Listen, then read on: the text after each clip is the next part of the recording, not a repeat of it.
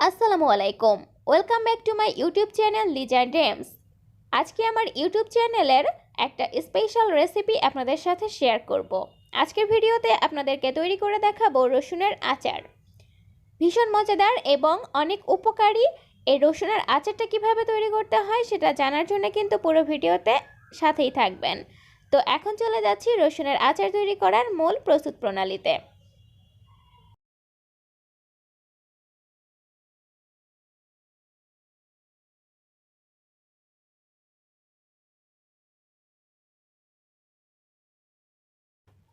রসুনের আচার তৈরি করার জন্য মূলত দুইটি প্রধান উপকরণ লাগে। একটি উপকরণ অবশ্যই রসুন, আরেকটি উপকরণ হচ্ছে তেঁতুল। আজকে আমি 1.5 কেজি রসুনের আচার তৈরি করব, আর 1.5 কেজি রসুনের আচার তৈরি করার জন্য এখানে আমি 250 গ্রাম তেঁতুল নিয়েছি। আর এই তেঁতুলের মধ্যে এখন দিয়ে দিলাম কুসুম গরম পানি। কুসুম গরম পানি দিয়ে তেঁতুলগুলোকে আমি আধা ঘন্টা এইভাবে পানিতে ভিজিয়ে রাখবো, এতে করে তেঁতুলের মাড়টা বা কাঠ খুব ভালো করে বের হয়ে যাবে। আধা ঘন্টা পরে এখন আমি আপনাদেরকে তেঁতুলগুলো দেখিয়ে দিচ্ছি। দেখতেই পাচ্ছেন তেঁতুলের মাড়টা কিন্তু খুব ভালোভাবে বের হয়ে গিয়েছে।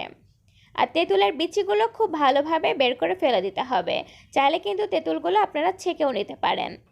রসুনগুলোকে ছিলে পরিষ্কার করে নিয়েছি। এখন যে কাজটি করছি এটা কিন্তু অনেক ইম্পর্ট্যান্ট। প্রত্যেকটা রসুনে একটা টুথপিক দিয়ে খুব ভালো করে ছিদ্র করে নিতে হবে, এতে করে রসুনের মধ্যে মশলাগুলো পুরোপুরি ঢুকে যাবে।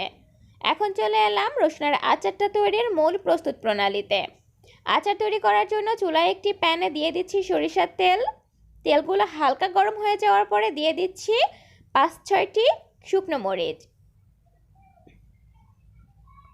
মরিচগুলোকে তেলের মধ্যে হালকা একটু ভেজে নেব। আর একটা কথা বলে রাখি, রসুনের আচার তৈরি করার জন্য কিন্তু তেলের পরিমাণটা একটু বেশি লাগবে অন্যান্য আচারের থেকে। দিয়ে দিলাম সামান্য একটু পাঁচফোড়ন এবং শুকনো মরিচগুলোকে হালকা একটু ভেজে নেওয়া হয়ে গেলে দিয়ে দেব ছিলে পরিষ্কার করে রাখা রসুনগুলো। আর লক্ষ্য রাখতে হবে রসুনগুলোর মধ্যে কিন্তু কোনোভাবেই পানি থাকা যাবে না। রসুনগুলোকে যদি আপনারা ছিলে নেওয়ার পরে ধুয়েও নেন, সেক্ষেত্রে রসুনগুলোকে কিন্তু শুকিয়ে নিতে হবে। এখন আমি সবগুলো রসুন দিয়ে দিচ্ছি। আর এই রসুনের আচারটা তৈরি করার জন্য কিন্তু খুব বেশি উপকরণের প্রয়োজন হয় না, মাত্র অল্প কয়েকটি উপকরণেই কিন্তু রসুনের আচারটা তৈরি করা যায়। আর এই রসুনের আচারটা কিন্তু আমাদের স্বাস্থ্যের জন্য অনেক উপকারী। আর যাদের হার্টের সমস্যা আছে তারা কিন্তু চাইলে রসুনের আচারটা বাসায় তৈরি করে রেখে খাবারের সাথেও খেতে পারেন। এখন দিয়ে দিলাম সাদা সরিষা বাটা। আমি এখানে সাদা সরিষা বাটা ব্যবহার করেছি, চাইলে আপনারা কালো সরিষাটাও ব্যবহার করতে পারবেন। আর আচারগুলো সংরক্ষণ করার জন্য কিন্তু আপনারা অবশ্যই আচার তৈরি করার সময় আচারের মধ্যে ভিনেগার ব্যবহার করবেন, এতে করে কিন্তু আচারগুলো বছর জুড়ে ভালো থাকবে। দিয়ে দিয়েছি স্বাদ অনুযায়ী লবণ, হলুদের গুঁড়া এবং শুকনো মরিচের গুঁড়া। মশলাগুলোকে ভালোভাবে একটু কষিয়ে নিয়েছি। এখন দিয়ে দিচ্ছি যে আগের থেকে বের করে নেওয়া তেঁতুলের কাঠ। তেঁতুলের কাঠগুলো দিয়ে দেওয়ার পরপরই কিন্তু অনেকটাই পানি বের হয়ে যাবে। আর চুলার হিটটাকে কিন্তু অবশ্যই লোতে রাখতে হবে, তা না হলে কিন্তু যেহেতু আচারের মধ্যে কোনো পানি ব্যবহার করা হচ্ছে না, সেহেতু রসুনগুলো কিন্তু পুড়ে যেতে পারে। দেখতেই পাচ্ছেন আপনারা অনেকটাই পানি বের হয়েছে। এখন দিয়ে দেব স্বাদ অনুযায়ী চিনি। আর রসুনের আচারে কিন্তু খুব বেশি পরিমাণে চিনি ব্যবহার করা লাগে না। আর চিনিটা দিয়ে দেওয়ার পরেও কিন্তু বেশ খানিকটা পানি বের হয়ে যাবে। এখন একটু সময় নিয়ে রসুনগুলোকে সিদ্ধ করে নিতে হবে আর এই পানিটাকে শুকিয়ে নিতে হবে। আর রসুনের আচার তৈরি করার জন্য আরও একটা টিপস ফলো করতে হবে, সেটা হচ্ছে রসুনগুলো কিন্তু পুরোপুরি সিদ্ধ করে নেওয়া যাবে না। এখন দিয়ে দেব ভাজা মশলাটা। আর এই ভাজা মশলাটা কিভাবে তৈরি করতে হয় সেটা কিন্তু আমার ইউটিউব চ্যানেলে যে আমের আচারের রেসিপিটা আসে সেখানে অলরেডি দেখিয়ে দেওয়া আছে, চাইলে আপনারা সেখান থেকে দেখে নিতে পারেন যে এই ভাজা মশলাটা কিভাবে তৈরি করতে হয়। সবগুলো উপকরণ এখন একটু ভালোভাবে নাড়াচাড়া করে দিচ্ছি। যে কথাটা বলছিলাম, রসুনগুলোকে কিন্তু পুরোপুরি সিদ্ধ করে নেওয়া যাবে না। রসুনগুলোকে যদি পুরোপুরি সিদ্ধ করে নেন তাহলে কিন্তু রসুনগুলো গলে যাবে।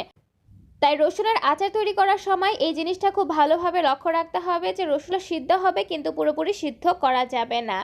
এই ফাঁকে আমি কিন্তু সামান্য একটু ভিনেগার দিয়ে দিয়েছি। আর রসুনের আচারটা কিন্তু প্রায় হয়েই এসেছে। আমি এখন চুলাটাকে বন্ধ করে দেব।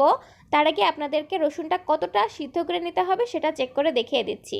এই তো দেখতে পাচ্ছেন রসুনগুলো কিন্তু সিদ্ধ হয়ে গিয়েছে, কিন্তু ভেতরে কিন্তু পুরোপুরি সিদ্ধ হয়নি। আর এই অবস্থাতেই আচারটাকে চুলা থেকে নামিয়ে নিতে হবে।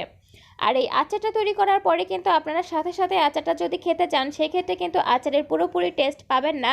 আচারটাকে তেলের মধ্যে মিনিমাম 7 দিন ডুবিয়ে রেখে তারপরে খেলেই কিন্তু রসুনের আচারের পুরোপুরি টেস্টটা পাওয়া যায়।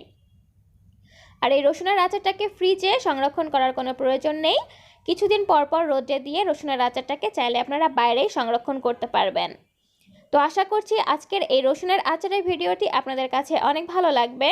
আর ভিডিওটি যদি ভালো লেগে থাকে তাহলে কিন্তু অবশ্যই ভিডিওটি লাইক, কমেন্ট এবং শেয়ার করতে ভুলবেন না। আর যারা এই ভিডিওটি ইউটিউব চ্যানেল থেকে দেখছেন তারা অবশ্যই আমার চ্যানেলটিকে সাবস্ক্রাইব করবেন। আর যারা ফেসবুক পেজ থেকে দেখছেন তারা অবশ্যই লাইক এবং ফলো করে আমার পেজের একজন নিয়মিত দর্শক হয়ে থাকবেন। আর এই ধরনের আরও অনেক আচারের ভিডিও কিন্তু আমার ইউটিউব চ্যানেলে অলরেডি আপলোড করা আছে। আর সেগুলো যদি আপনারা দেখতে চান তাহলে কিন্তু আমার ইউটিউব চ্যানেলের ডেসক্রিপশন বক্সটা চেক করতে হবে, সেখানে ভিডিও লিঙ্কগুলো দেওয়া থাকবে। সবাই অনেক ভালো থাকবেন। আজকের মতো এখানেই বিদায় নিচ্ছি। আবারও হাজির হয়ে যাব ইউনিক কোনো রেসিপি আপনাদের সাথে শেয়ার করার জন্য। আল্লাহ হাফেজ।